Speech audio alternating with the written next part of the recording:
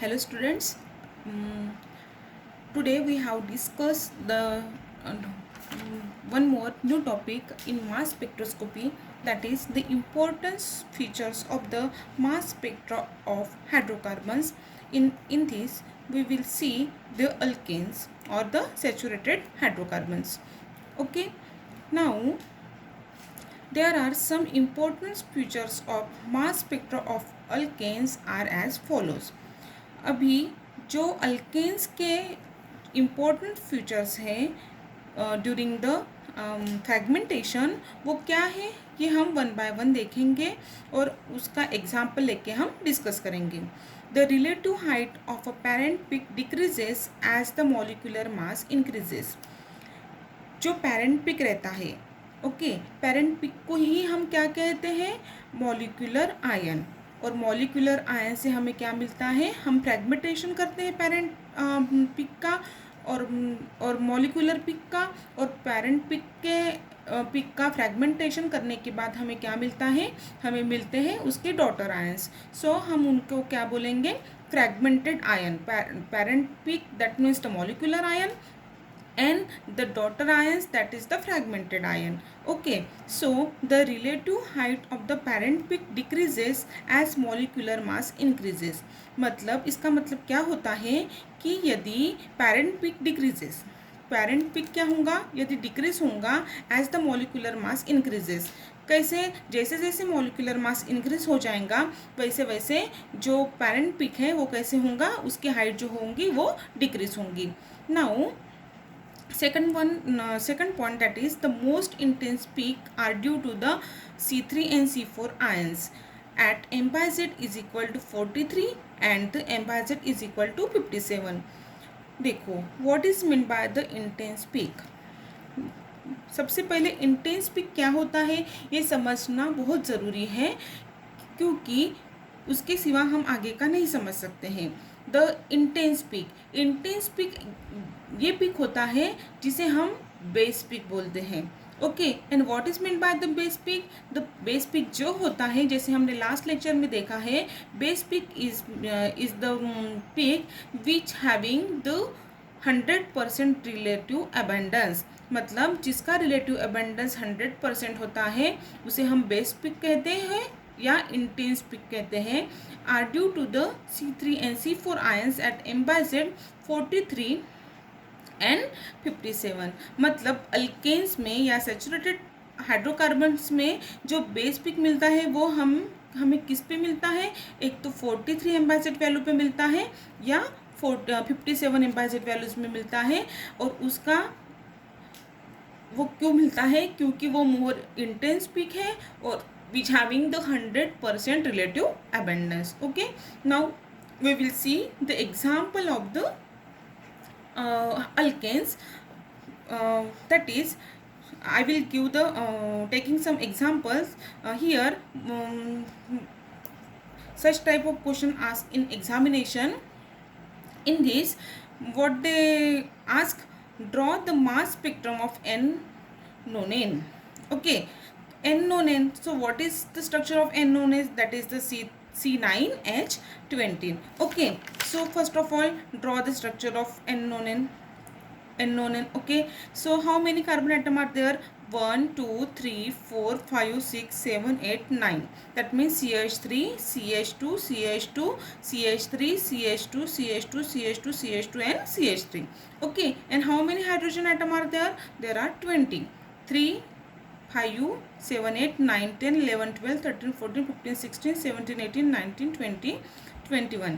Okay, 19 20. Okay, now अभी क्या होगा, देखो हम पहले क्या करेंगे, ये जो N-nonane है ये क्या करेगा, वो हाईली एनर्जेटिक इलेक्ट्रॉन्स को बम्बार्ड होगा. ठीक है, बम्बार्डमेंट के बाद क्या होगा, they are ionized and break up into the fragment. So हम ये क्या करेंगे, इसको आयोनाइज करेंगे. तो हम इसको ऐसे लिखेंगे, this are ionised. Okay, and हमें ये फिर आयोनाइजेशन के बाद हमें क्या मिलेगा, ये पेरेंट आयन मिलेगा, दैट इज मॉलिक्यूलर आयन मिलेगा.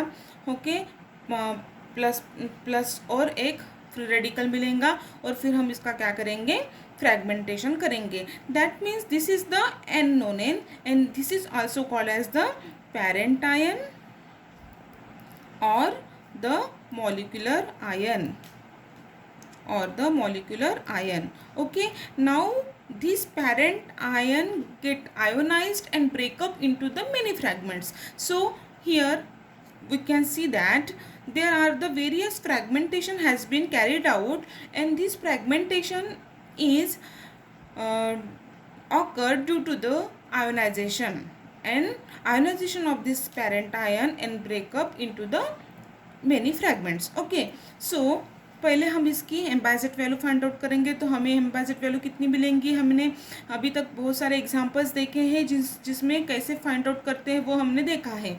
सो ये एन नोनेन की जो एम्बाइजेट वैल्यू है वो कितनी आएंगी 128. ओके, सो हम क्या करेंगे, देखो पहले इसकी हम क्या करेंगे, कभी भी कोई भी ये रहा स्ट्रक्चर रहा उसकी एम्बाइजेट वैल्यू फाइंड आउट करनी है और फिर हमें क्या करना है, उसका फ्रैगमेंटेशन करना है. मीन्स उसके फ्रैगमेंट आयन और डॉटर आयन बनाने हैं. तो हमें इसमें देखो, ये देखो पहले एग्जाम्पल में क्या किया है, CH3 CH2 3 CH2 ये फ्री रेडिकल करके हमने निकाला है. मतलब यहाँ पे देखो CH3 और कितने CH2 हैं, 3. ओके, 3 और 1 4 CH2 निकाले हैं हमने. मतलब कितने हैं, देखो एक कार्बन एटम और यहाँ पे 3 और 1 4, 3 और 1 4 और 1 5 और 1 6 कार्बन एटम, 3 4 5 6 7. कितने कार्बन एटम हुए, एक मिनट, 3 1 2 3 4 5 कार्बन एटम निकले हैं. मतलब C5 यहाँ से निकल गए हैं. किस में से, ये कौन सा स्ट्रक्चर है, एन नोनेन का. ओके, सो देखो C9H20 में से हमने कितने कार्बन एटम निकाले हैं, C5 निकाले हैं. मतलब C5 C9 में से गए तो कितने मिलेंगे, C4 मिलेगा, C4H8 मिलेगा. हमें यहाँ से क्या मिलेंगे, कार्बन C4HN हमें क्या मिलेगा, कटायन मिलेगा.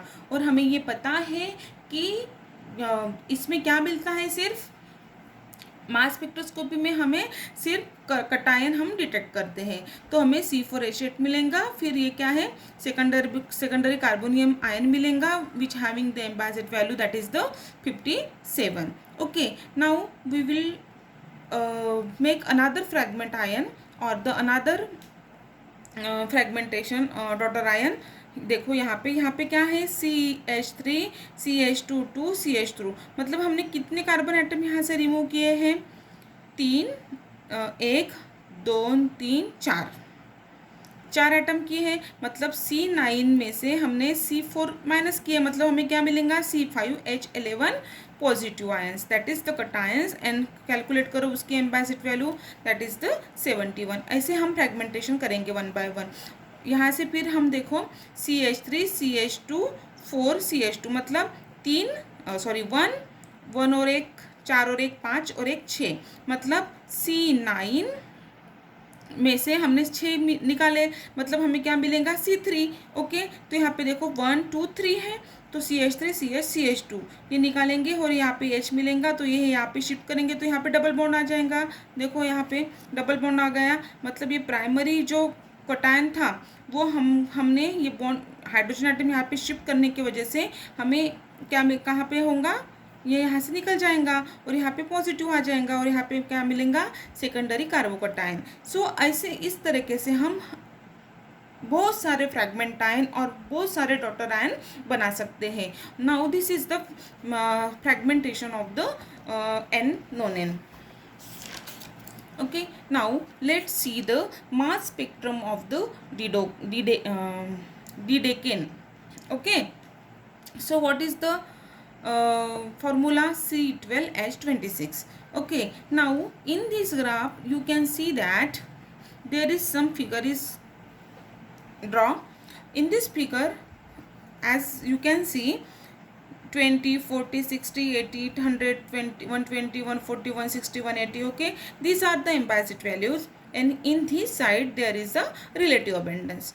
Okay, so देखो यहाँ पे क्या निकाला है, C4H5 है, C2H5 है, ठीक है। ये कटायन यहाँ पे मिला है, मतलब जैसे देखो इस एन नोनेन में हमने क्या किया है, फ्रेगमेंटेशन किया है और वेरियस कटायंस हमने फॉर्म किए हैं, वैसे ही हमने यहाँ पे डायरेक्टली हमने एक ग्राफ निकाला है, मास स्पेक्ट्रम निकाला है, जिसमें हमें डिफरेंट फ्रैगमेंट आयन मिलेंगे और डॉटर आयंस मिलेंगे, और उनका हम मास स्पेक्ट्रम कैसे निकालेंगे हम देख रहे हैं, ठीक है। देखो यहाँ पे C2H5 एक कटायन मिला, ठीक है, उसकी एम्बाइजेट वैल्यूज कुछ तो भी 29 होंगी, या दूसरा कोई तो भी होगा उसकी 29 होंगी, या C3H7 है, C4H9 है, C5H11 है, C6H13 है और C7, ऐसे हम हर एक कार्बन एटम से हम उसका फ्रैगमेंटेशन कर सकते हैं और उसके डॉटर आयंस कैरिड आउट कर सकते, बना सकते हैं। तो फिर उसका हमें क्या मिलेगा, हर एक फ्रैगमेंटेशन करने के बाद हम क्या करते हैं, उसका एम्बाइजेट वैल्यू फाइंड आउट करते हैं। तो हमें एक एम्बाइजेट वैल्यू मिली है 29 पे, दूसरी मिली है 43 पे, तीसरी मिली है 57 पे, चौथी 11 पे, ऐसे हमें अलग अलग एम्बाइजेट वैल्यू मिलती जाएंगी। तो यहाँ पे क्या है, एम्बाइजेट वैल्यू, ठीक है। तो एक 29 पे मिली है, तो यहाँ पे 29 और उसका रिलेटिव अबंडेंस यहाँ पे आएगा, ओके। यहाँ पे कितना है, 43 पे हमें C3H7 आयन मिला है, और एक आयन हमें कहाँ पे मिला है, C4H9 यहाँ पे 100 पे, ठीक है। 100 पे हमें यहाँ पे आयन मिला है और उसका जो एम्बाइजेट वैल्यू है वो कितनी है, 57 है। दैट मीन्स जो आयन और जो cation which having the relative abundance 100, okay, ऐसा कटायन जिसका रिलेटिव अबंडेंस 100 होता है, उसे हम क्या बोलते हैं, उसे हम बोलते हैं base peak, okay. Now C4H9 is a base peak, okay, and this is the C5H11, that is the 71, अलग अलग रहेंगे। सो यहाँ पे जो इंटेंस पिक मिल रहा है वो कौन से आयन पे मिल रहा है, C4H9 पे। जैसे हमने यहाँ पे बताया था कि एक तो हमें काय पे मिलेगा 43 में, या C4 दैट इज 57 में, मतलब अल्केन में बेस पिक हमें कहाँ कौन से आयन पे मिलता है, एक तो 43 ऐसे कटायन पे मिलता है जिसकी एम्बाइजेट वैल्यू 43 है या 57 है, उस पिक पे हमें क्या मिलेगा, बेस पिक मिलेगा और मोर इंटेंस पिक मिलेगा, okay. Now this is the mass spectra of the lidocaine, and यही हमने यहाँ पे एक्सप्लेनेशन में लिखा है कि C4H9 cation is a base peak which having the embasate value is equal to 57 because of the 100% relative abundance. So the C4H9 is called as the base peak or more intense peak. And due to the formation of the most stable carbonium ion form करने की वजह से हमें वहाँ पे क्या मिलेगा, 100% relative abundance मिलेगा. So this is the mass spectra of the Didocane. Okay, in this way we can draw the mass spectrum of the different alkanes or the different saturated hydrocarbons. Okay, so now मैं आपको practice के लिए एक example देती हूँ homework करके. Draw the fragmentation of 3,3-dimethyl heptane. Actually this is the branched alkane. Okay, 3,3-dimethyl is the branch alkane. Okay, dimethyl heptane is a branch alkane. So first of all you have to draw the structure of the 3,3-dimethyl heptane, and now you can carry out the various fragmentation in the previous example as we can show in this figure. Okay, so this is the mass spectrum of the or the fragmentation of the alkane or the saturated hydrocarbons. In the same manner हम branch alkane का भी fragmentation कर सकते हैं. ठीक है, thank you.